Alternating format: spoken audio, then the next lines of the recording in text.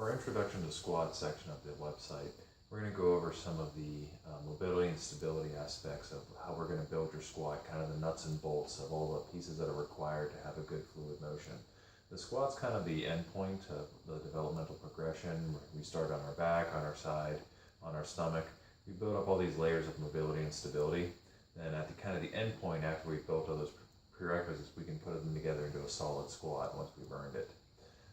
Within the different sections, as we go down through, we're going to have some mobility sections, which are going to be some of the required ranges of motion that we need at our foot and ankle complex, our hip, our knee, our spine, our upper back, our shoulders, in order to get to a lot of these positions. Some breakouts if we have some restrictions there and some ways to detect them.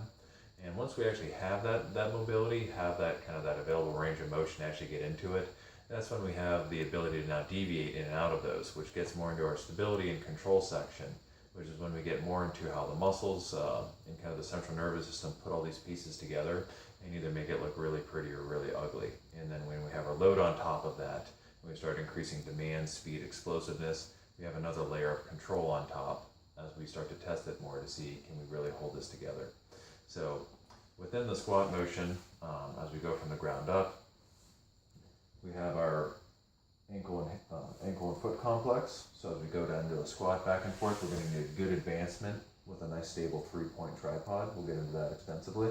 As we get down through, we're going to pay a lot of attention to our knee tracking as we go back and forth, with the ever popular knee valgus or varus positions going back and forth. And kind of one of the current hot topics, and probably a lot of random things floating about it, would be the femoral acetabular impingement and some of the hip issues. As we get in and out of the squat, we want a nice clean hip hinge, and that would be one of the main reasons why we would not be able to get into that, or we're going to get a little deviation away from it. On top of a lot of the traditional concepts of core stability, mobility, and having a good spinal pillar as we go back and forth through it. In one or two other sections, we're going to go through some of the exceptions to the rules and reasons you may not be able to get to a full depth squat or have some additional issues.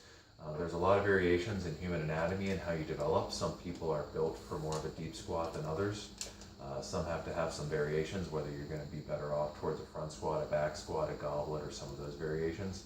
Or if you've had some surgical interventions or some hardware, some limitations due to trauma. Some more the exceptions to the rule when it's okay to maybe not do it one way or the other, or if you have more of a green light to like kind of go for it and really test your body.